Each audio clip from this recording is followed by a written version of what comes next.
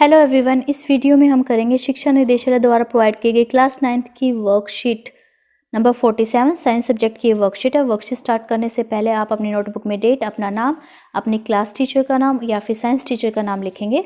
आज की वर्कशीट भी चैप्टर नंबर 6 उत्तक से ली गई है और मेन टॉपिक आज की वर्कशीट का एपिडर्मिस। आज हम एपिडर्मिस के बारे में पढ़ेंगे। यहाँ पर ज्ञान जिज्ञासा से पूछता है, जिज्ञासा दीदी एक पौधा अपनी रक्षा किस तरह करता है। ज्ञान जानना चाहता है कि पौधे अपनी रक्षा कैसे करते हैं।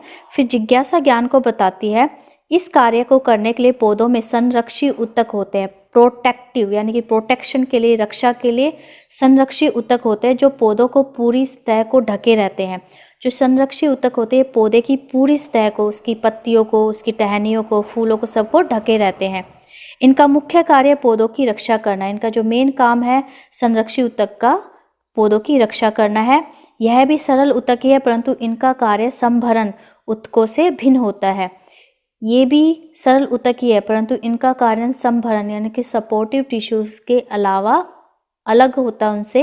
ये 3 प्रकार के होते हैं, एपिडर्मिस, स्टोमेटा और कॉर्क। ये संरक्षी ऊतकों के टाइप हैं।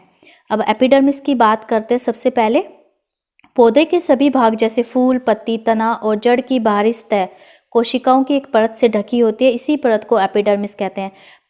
जो प्लांट्स होते हैं उनकी जो आउटर लेयर होती है, बाहरी परत होती है, वो कोशिकाओं की एक परत से ढकी होती है और इसी कोशिकाओं की परत को एपिडर्मिस कहा जाता है। एपिडर्मिस की जो कोशिकाएं होती है वो फ्लैट होती है, चपटी होती है। फिर सेकंड जो पॉइंट है, ये पौधे के बाहरी भागों पर जल प्रतिरोधी परत बनाती है जो क्यूटिकल कहलाती है। जो एपिडर्मिस है एक वैक्स जैसा, मोम जैसा पदार्थ सीक्रेट करती है और इसकी वजह से जो बाहरी परत है वो जल प्रतिरोधी होती है और इस परत को क्यूटिकल कहते हैं। मर्स्थलीय पौधों में यह एक मोम जैसा जलरोधी पदार्थ भी बनाती है। मर्स्थलीय पौधों में ज़्यादा बनाती है जिसे क्यूटीन कहते हैं। ये मोम जैसा पदार्थ है, इसको क्यूटीन कहते हैं, जो पौधों को जल हानि और परजीवी कवक से रक्षा करती है यानी कि फंगस के अटैक से और जल की हानि, ट्रांसपीरेशन यानी वाष्पोत्सर्जन के जो दौरान जो जल की हानि होती है उसको रोकती है।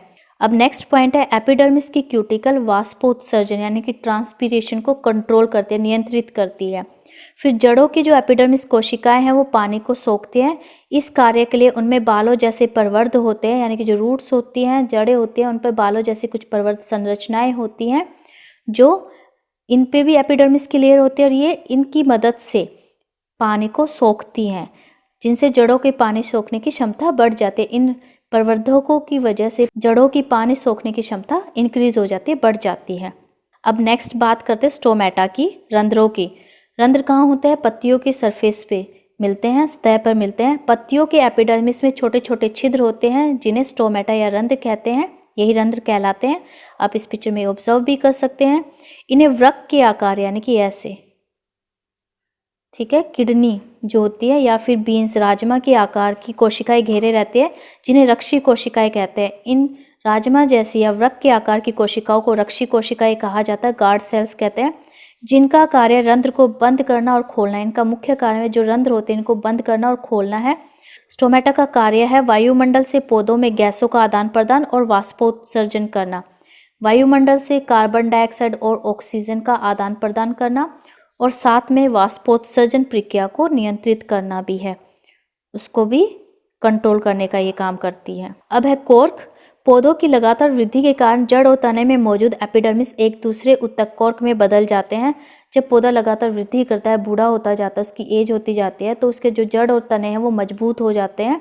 उनके अंदर जो एपिडर्मिस मौजूद होती है वो एक दूसरे ऊतक कॉर्क में बदल जाते हैं और इसकी वजह से जो पौधा है उसका जो टहनी है, उसकी जो स्टेम है, तना है, वो काफ़ी मजबूत हो जाता है, कठोर हो जाता है।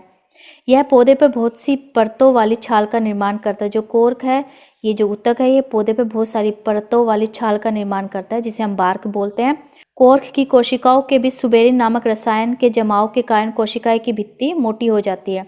जो कॉर्क की कोशिकाएं हैं, इनकी कोशिकाओं के बीच सुबेरिन नामक एक रासायनिक पदार्थ, इसका जमाव हो जाता है जिसके कारण इसकी कोशिका भित्ति काफ़ी मोटी हो जाती है और ये सुबेरिन है इन छालों को हवा और पानी के लिए अभेद बनाता है, यानी कि हवा और पानी के लिए अभेद बना देता है जिससे हवा और पानी का इन पर प्रभाव नहीं पड़ता। जो टहनी है, जो तना है, वो गलता नहीं है। अब इस वर्कशीट से रिलेटेड कुछ क्वेश्चन है बेटा। पहला क्वेश्चन है, संरक्षी ऊतक किन्हें कहते हैं, पौधे में कहाँ पाए जाते हैं? तो इस प्रश्न का उत्तर देखते हैं। तो पहले प्रश्न का उत्तर आप लिख सकते हैं, संरक्षी ऊतक की परिभाषा होगी है, ऊतक पौधे को रक्षा प्रदान करते हैं। ये सरल ऊतक होते हैं, 3 प्रकार के होते हैं, एपिडर्मिस, स्टोमेटा और कॉर्क। और ये कहाँ कहाँ पाए जाते हैं? संरक्षी ऊतक पौधे के सभी भागों, फूल, पत्ती, तना, जड़ व छालों में पाए जाते हैं। ये हो गया प्रश्न नंबर 1 का उत्तर। अब सेकंड देखते हैं। सेकंड क्वेश्चन है, एपिडर्मिस के कार्य बताइए। एपिडर्मिस के काम बताने हैं। चलो इसका आंसर भी देखते हैं। प्रश्न नंबर 2 का उत्तर होगा, एपिडर्मिस के कार्य लिख के आप पहला कार्य लिखेंगे। एपिडर्मिस की क्यूटिकल वाष्पोत्सर्जन को नियंत्रित करती है। जड़ों की एपिडर्मिस कोशिकाएं जल के अवशोषण में सहायक होती हैं। तो 2 आप कार्य लिख सकते हैं। अब देखते हैं थर्ड क्वेश्चन। थर्ड क्वेश्चन है, स्टोमेटा पौधे में कहाँ स्थित होता है? इनके 2 कार्य लिखे। स्टोमेटा के बारे में बताना कि वो कहाँ स्थित होता है, और 2 काम भी लिखने हैं। इस प्रश्न के उत्तर में आप लिखेंगे, स्टोमेटा यानी कि रंध्र भी बोलते से, पत्तियों के एपिडर्मिस में छोटे छोटे छिद्र होते हैं, इन्हें स्टोमेटा या रंध्र कहते हैं। इसके कार्य हैं वाष्पोत्सर्जन में सहायक और गैसीय विनिमय यानी कि गैसों का आदान प्रदान करने में भी ये हेल्प करते हैं। क्वेश्चन नंबर 4 है, कॉर्क के सख्त होने के क्या कारण है और इसका पौधे को क्या लाभ मिलता है? कॉर्क सख्त क्यों होती है, इसका क्या कारण है और पौधे को इससे क्या लाभ है? इसका आंसर देखते हैं। इस क्वेश्चन का आंसर है, सुबेरिन नामक जो रसायन उसके जमाव के कारण कॉर्क की परत मोटी हो जाती है। लाभ है, सुबेरिन इन छालों को हवा एवं पानी के लिए अभेद बनाता है। तो ये इसके कार्य हो गए, और ये क्यों ये कठोर होती है इसकी परत, उसका रीजन हो गया सुबेरिन। ठीक है। और यहाँ पे आपको कोविड से रिलेटेड एक संदेश भी दिया गया है, कोविड के विरुद्ध लड़ाई में सुरक्षित रहने के लिए मास्क पहने। सो बेटा इस वीडियो में इतना ही। Thanks for watching this video. Please like, share and subscribe my channel. Thank you.